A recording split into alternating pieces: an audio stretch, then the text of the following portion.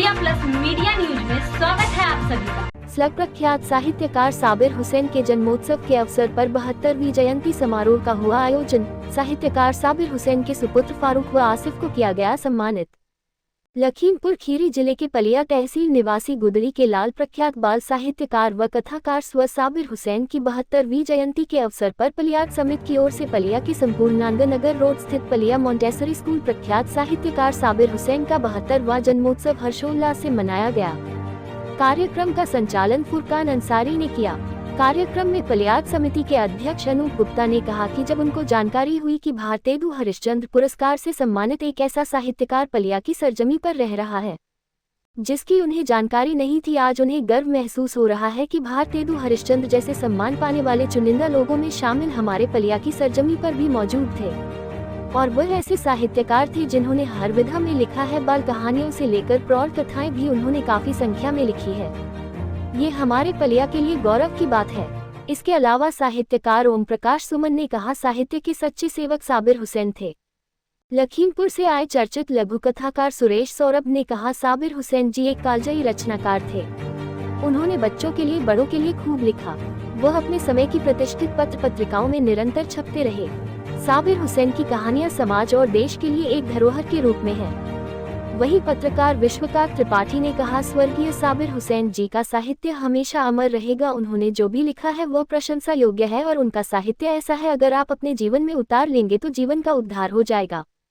वहीं वरिष्ठ पत्रकार व साहित्यकार आरसी शुक्ला ने कहा कि साबिर हुसैन एक ऐसे साहित्यकार हैं जिन्होंने कई बाल उपन्यास के साथ साथ हजारों के हिसाब से बाल कहानी व प्रौढ़ कथाएं भी लिखी हैं, जिनका आज भी कोई सानी नहीं है, जिनको कई बड़े सम्मान भी प्राप्त हुए हैं। पत्रकार डीपी मिश्रा ने कहा, शैक्षिकी योग्यता कम होने के बावजूद भी साबिर ने ऐसा लिखा जो आज मील का पत्थर साबित होता है।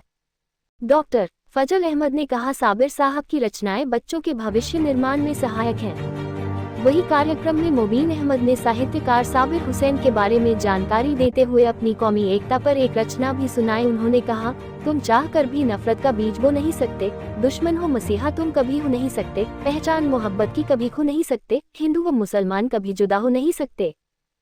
इसके अलावा संयोजक दर्शन सिंह हिंदुस्तानी ने साबिर के पुत्र फारूक हुसैन व आसिफ हुसैन को सम्मानित किया गया। वहीं स्वर्गीय साबिर हुसैन के सुपुत्र फारूक हुसैन ने कार्यक्रम का संयोजन करने वाले पलियाट समिति के सभी सदस्यों का आभार व्यक्त किया।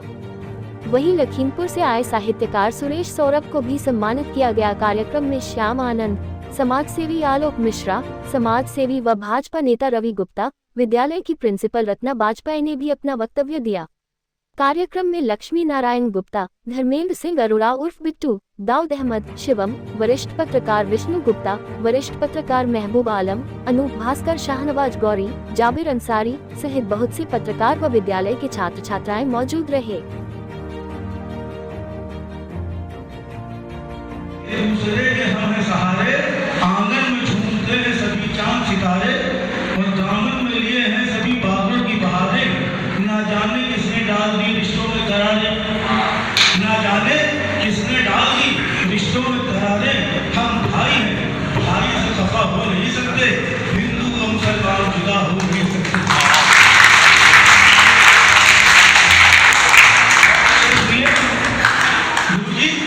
जरा देखिए कि हिंदू हो या मुस्लिम हो, मजहब सबका है प्यारा, या मुस्लिम हो मजहब सबका है प्यारा। तुम राम कहो हम कहें रहमान हमारा, तुम राम कहो हम कहें रहमान हमारा। गीता कहो देश या कुरान का पारा, गीता कहो देश या कुरान का पारा, मिलजुल के रहो देता है पैगाम ये प्यारा। एक दूसरे पे हम क्या फिदा हो नहीं सकते, हिंदू को मुसलमान जुदा हो नहीं सकते।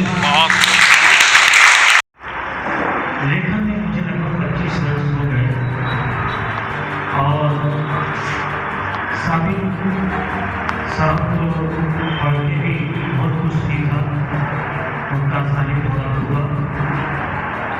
उनके व्यक्तित्व की ये विराटता थी कि वो कभी भी उनसे बात करना चाहें लेकिन तो संकोच से बात कर लेते थे। ये बड़ा अच्छा लगता था कि छोटे से कस्बे में रहने वाले साबिर भाई देश के प्रसिद्ध पत्रिकाओं में निरंतर छपते थे